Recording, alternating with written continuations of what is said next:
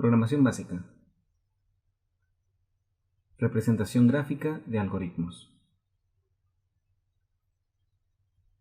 Para representar un algoritmo se debe utilizar algún método que permita independizar dicho algoritmo del lenguaje de programación elegido. Ello permitirá que el algoritmo pueda ser codificado de manera indistinta en cualquier lenguaje. Para conseguir este objetivo, se precisa que el algoritmo sea representado gráfica o numéricamente, de modo que las sucesivas acciones no dependan de la sintaxis de ningún lenguaje de programación, sino que la descripción pueda servir fácilmente para su transformación en un programa, es decir, su codificación. Los métodos usuales para representar un algoritmo son diagramas de flujo, lenguajes de especificación de algoritmos o pseudocódigos, lenguajes español, inglés, francés, etc. y fórmulas. Los métodos anteriores no suelen ser fáciles de transformar en programas. Una descripción en español nativo no es satisfactoria, ya que es demasiado prolija y generalmente ambigua. Una fórmula, sin embargo, es un buen sistema de representación. Por ejemplo, las fórmulas para la solución de una ecuación cuadrática de segundo grado, por ejemplo, ax cuadrada más bx más c igual a 0, son un medio preciso de expresar el procedimiento algorítmico que se debe ejecutar para obtener las raíces de dicha ecuación. En este caso sería 1 elevar al cuadrado b, 2 tomar a, multiplicar por c y multiplicar por 4, y 3 restar el resultado obtenido de 2 del resultado de 1, etc. Sin embargo, no es suficiente que un algoritmo pueda ser expresado por medio de una simple fórmula. Pseudocódigo. El pseudocódigo es el lenguaje de especificación o descripción de algoritmos. El uso de tal lenguaje hace el paso de codificación final relativamente fácil, es decir, la traducción a un lenguaje de programación. Los lenguajes como APL, Pascal y Ada se utilizan a veces como lenguajes de especificación de algoritmos. El pseudocódigo nació como un lenguaje similar al inglés y era un medio de representar básicamente las estructuras de control de programación estructurada que se verán en sesiones posteriores. Se considera un primer borrador, dado que el pseudocódigo tiene que traducirse posteriormente a un lenguaje de programación. El pseudocódigo no puede ser ejecutado por la computadora. La ventaja del pseudocódigo es que, en su uso, la planificación de un programa, el programador se puede concentrar en la lógica y en las estructuras del control y no preocuparse en las reglas del lenguaje específico. Es también fácil modificar el pseudocódigo si se descubren errores o anomalías en la lógica del programa, mientras que en muchas ocasiones suele ser difícil el cambio en la lógica, una vez que está codificado en un lenguaje de programación. Otra ventaja del pseudocódigo es que puede ser traducido fácilmente a lenguajes estructurados como Pascal, C, Fortran, 7790, C++, Java, C#, etc. El pseudocódigo original utiliza para representar las acciones sucesivas palabras reservadas en inglés, similares a sus homónimas en los lenguajes de programación como start, end, stop, if then else, while, end, repeat, until, etc. La escritura del pseudocódigo exige normalmente la indentación, que como ya habíamos hablado es la sangría en el margen izquierdo de diferentes líneas. La representación en pseudocódigo de un diagrama de flujo podría ser la siguiente.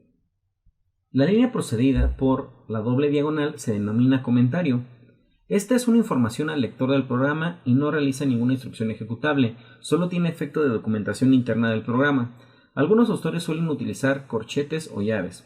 No es recomendable el uso de apóstrofos o simples comillas como representan algunos lenguajes primitivos los comentarios, ya que este carácter es representativo de apertura o cierre de cadenas de caracteres de lenguajes como Pascal o Fortran y darán lugar a confusiones. Por fortuna, aunque el pseudocódigo nació como un sustituto del lenguaje de programación y, por consiguiente, sus palabras reservadas se conservaron o fueron muy similares a las del idioma inglés, el uso del pseudocódigo se ha extendido a la comunidad hispana con términos al español como inicio, fin, parada, leer, escribir, sí, entonces sí, si no, mientras, fin mientras, repetir, hasta que, etc. Sin duda, el uso de la terminología del pseudocódigo en español ha facilitado y facilitará considerablemente el aprendizaje y uso diario de la programación.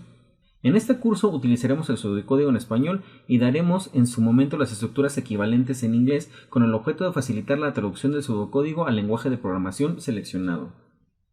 Diagramas de flujo. Un diagrama de flujo es una de las técnicas de representación de algoritmos más antigua y a la vez más utilizada, aunque su empleo ha disminuido considerablemente, sobre todo desde la aparición de lenguajes de programación estructurados. Un diagrama de flujo es un diagrama que utiliza los símbolos o cajas estándar mostrados en estas tablas y que tiene los pasos de algoritmo escritos en cajas unidas por flechas denominadas líneas de flujo que indican la secuencia en que se debe ejecutar. La siguiente figura es un diagrama de flujo básico. Este diagrama representa la resolución de un programa que deduce el salario neto de un trabajador a partir de la lectura del nombre, horas trabajadas, precio de la hora y sabiendo que los impuestos aplicados son del 25% sobre el salario bruto. Los símbolos estándar normalizados por ANSI, la American National Standard Institute, son muy variados. En esta figura se representa una plantilla de dibujo típica donde se contemplan la mayoría de los símbolos utilizados en el diagrama. Sin embargo, los más utilizados representan proceso, fin, decisión, entrada y salida, conectores y direcciones de flujo.